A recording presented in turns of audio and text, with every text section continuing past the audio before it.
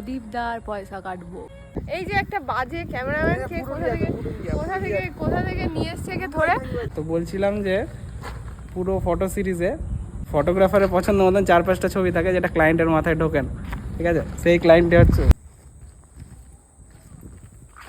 যে আমাদের ব্রাইড ঘেমে অস্থির হয়েছে। আমরা কাশবনে শ্যুট করছি। এই যে বিকিদা, প্রদীপদার পয়সা যদি না কেটেছি কেন এই গরমে পচে মরে চলে যাচ্ছে। এটা একটা শাড়ি হয়েছে রিসেপশনে পড়া, বলো হ্যাঁ কি না আমি ভুল সাজেশন দিতে পারি। দিনটা ছিল 26শে জুলাই। সকালবেলা উঠে একটুখানি টেনশন আর অনেকখানি আনন্দ আর এক্সাইটমেন্ট নিয়ে আমরা 7 জন বেরিয়ে পড়েছিলাম প্রি ওয়েডিংয়ের জন্য অযোধ্যার উদ্দেশ্যে। 7 জন মানে প্রদীপদা, বিকিদা, বাপিদা, রিঙ্কি, আকাশ এবং অবভিয়াসলি আমরা মানিকজোড়। দুর্গা ফলসে রোম্যান্সের নামে সারা দিন কমেডি করে গেলাম আমরা। আর সেই সুযোগে দম টক আমাদের জলে চোবালো বিকিদা আর বাপিদা।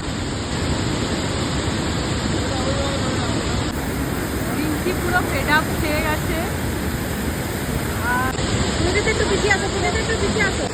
প্রমাণ হিসেবে এইখানে আমি তার কিছুগুলো টিপ দিলাম।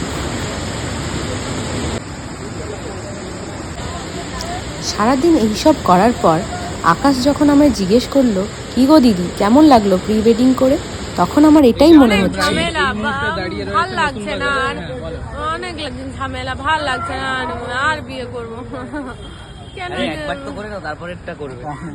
আর করতে হবে না, একবারই করে নাও। এই যে এখানে যেসব লোকদের দেখা যাচ্ছে তাদের সবার পয়সা কাটবো আমি, এই মেয়েটা ছাড়া। তার পরের দিন মানে 27 তারিখ আমরা পৌঁছে গেলাম জয়পুরের পাথরবাড়ি।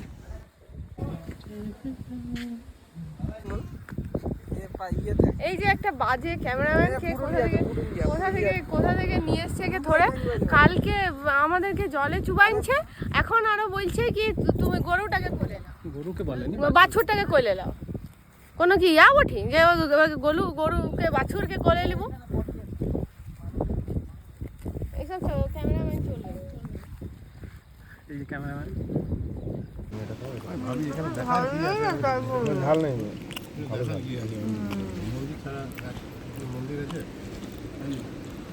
নদীটা আমার কাঁদায় অনেক ভালো পিকনিক করার জন্য এটা ঠিক আছে। ক্যামেরাম্যান মেকআপ আর্টিস্টের কাজ করছে রিঙ্কি, সাবধান, এই লোকটা তো চাকরি খেয়ে দেবে। প্রদীপদার পয়সা কারণ কি ছবি মাথায় ঢোকেনি?